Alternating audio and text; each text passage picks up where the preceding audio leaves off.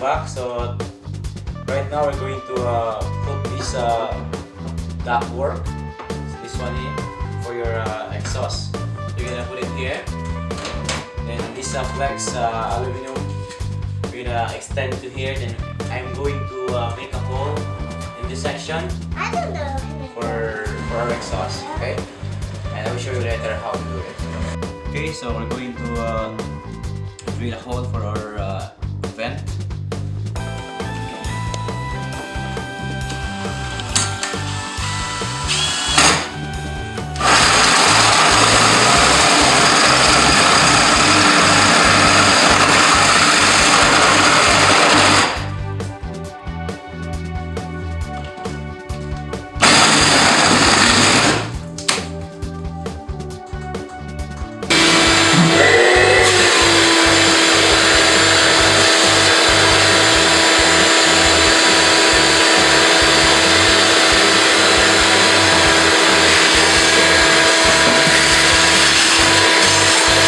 Yesterday I wasn't able to finish my job, so I came back here again to drill my hole. So I'm gonna use a battery cordless hammer drill. So as you can see here, there's a hammer, and you make sure you set up to this like a hammer here, like this. This one is for drilling only. This one is for hammer. Okay, so let's get started.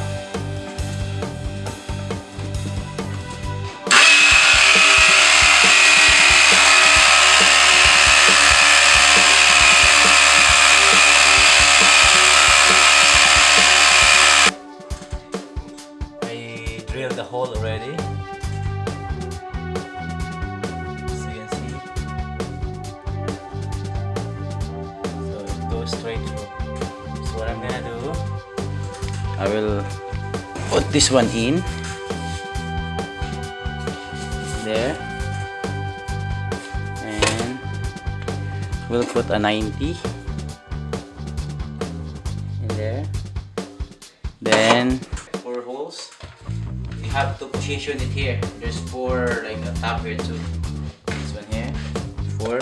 So once it's in, you can just twist it. Twist.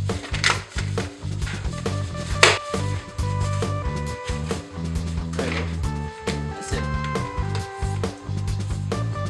This one from outside. As I told earlier, don't do it like this. Okay, you have to put like that. So if you put in reverse, maybe the rat or some birds will go inside, and you will have a problem in the future. Make sure it's not upside down. Okay, for the last step, open it all around.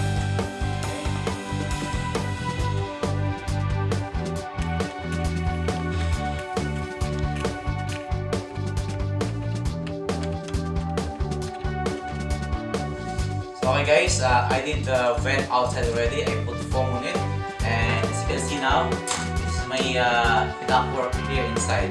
So I put foam outside at the same time. I put foam here as well. Now it's time for us to cut the doors for the cabinet. Because remember earlier, I bring this cabinet a little bit up, so that's why our door now is a little bit deep. So we need to trim our doors now. So what I'm going to do, I'm going to measure this new door from the bottom of this cabinet to the top.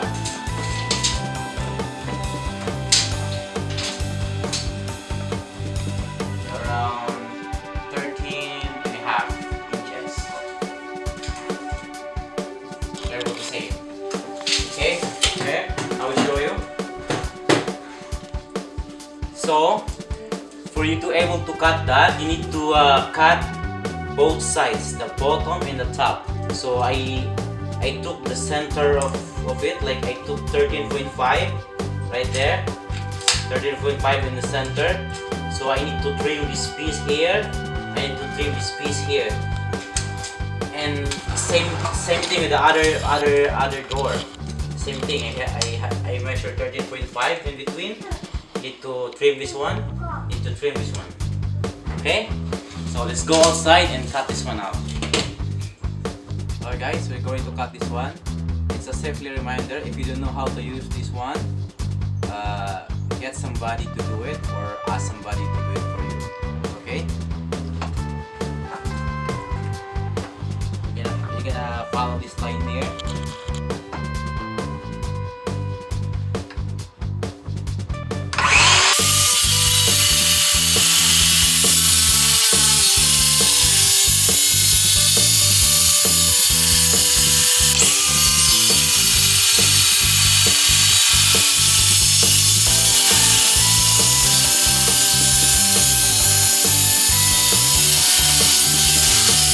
Okay, I cut the first one already, so I'm gonna do the same thing to the other side. Okay.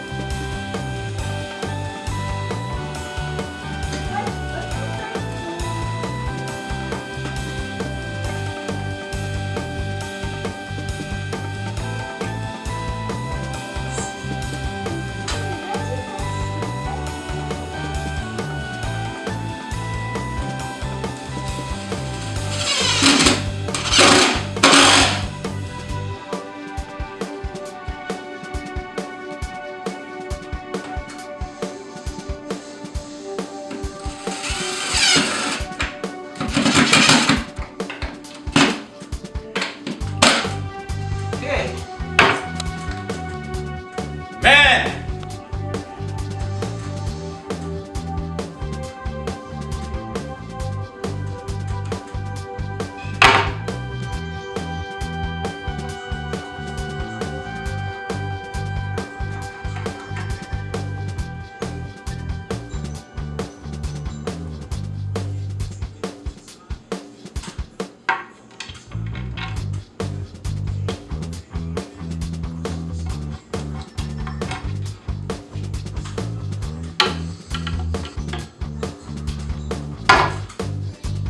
Okay, so I put the door already. It's nice and straight. So in the future, you can take this one out if you want. Just click this one here in the bottom. That. Easy to remove. Put it back. Same thing. Just gonna slide in.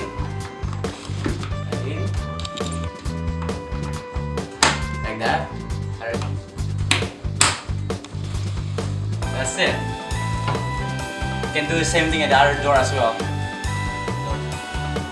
Okay guys, that's the end of my video. I hope you guys learned something new today. And if you have any suggestion or comment, don't forget to put your comments below. And guys, remember to click your subscribe and notification bell so that you always keep updated of what video I have. So wonderful day guys. See you in my next video. Bye!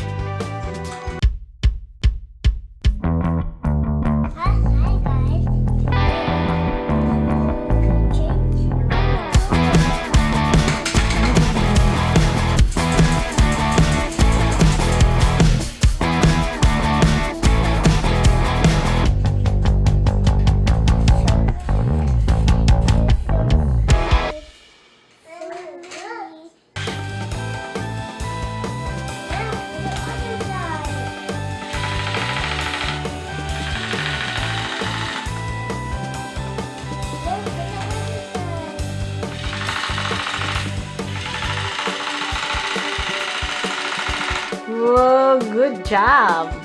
Man! Mm-mm.